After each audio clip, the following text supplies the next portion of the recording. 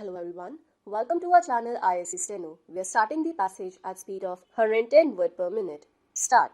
The House will remember that there was some talk at one stage of a Commonwealth citizenship. Now, it was difficult to understand what the status of Commonwealth citizenship might be, except that it meant that its members were not completely foreign to one another. That unforeignness remains, but I think it is as well that we left off talking about something vague which could not be surely defined. The other fact also remains, as I have just stated, the fact that we should take the right to ourselves if we so choose to exercise it at any time to enter into treaties or arrangements with Commonwealth countries, assuring us of certain mutual privileges and preferences. I have briefly placed before the House this document. It is a simple document, and yet the House is fully aware that it is a highly important document, or rather what it contains is of great and historic significance. I went to this conference some weeks ago as the representative of India. I had, of course, consulted my colleagues here previously because it was a great responsibility, and no man is big enough to shoulder that responsibility by himself when the future of India is at stake. For many months past, we had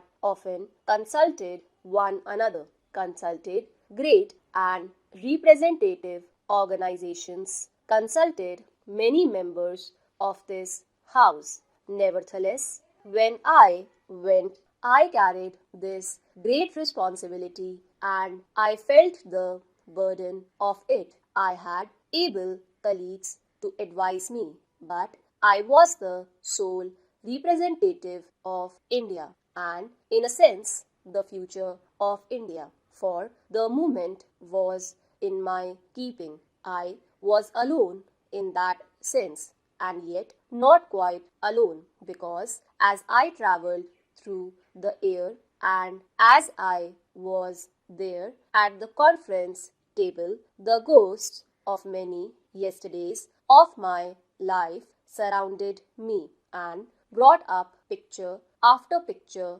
before me. Saints and guardians keeping watch over me, telling me perhaps not to trip and not to forget them. I remembered, as many members might remember, that day 19 years ago when we took a pledge for the first time on the bank of the river Ravi at the midnight hour of 26 January, and how we took that oft-repeated pledge year after year in spite of difficulty, and finally I remembered that day when, standing at this very place, I placed a resolution before this House. Let us not be led away by considering the situation in terms of events which are no longer here. You will see that the resolution of the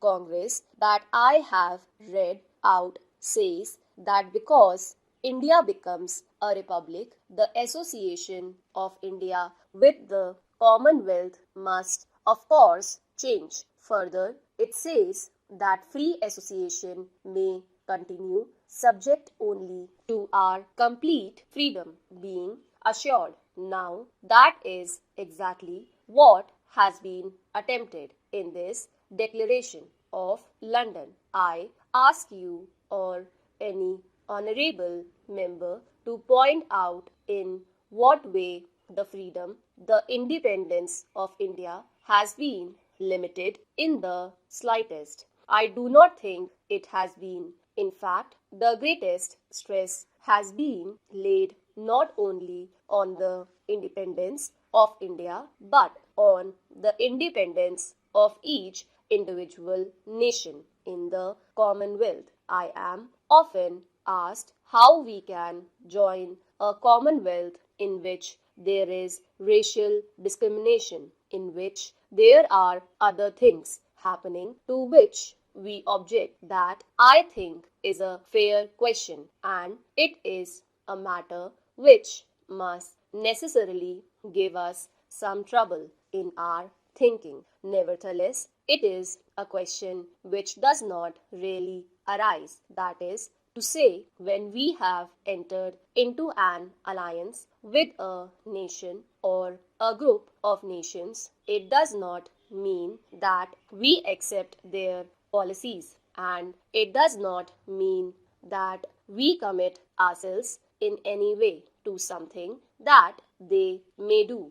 In fact, this House knows that we are carrying on at the present moment a struggle, or our countrymen are carrying on a struggle in regard to racial discrimination in various parts of the world. The House knows that in the few years, one of the major questions before the United Nations at the instance of India has been the question of Indians in South Africa. May I, if the House will permit me for a moment, refer to an event which took place yesterday, that is, the passing of the resolution at the General Assembly of the United Nations, and express my appreciation and my government's appreciation of the way our delegation has functioned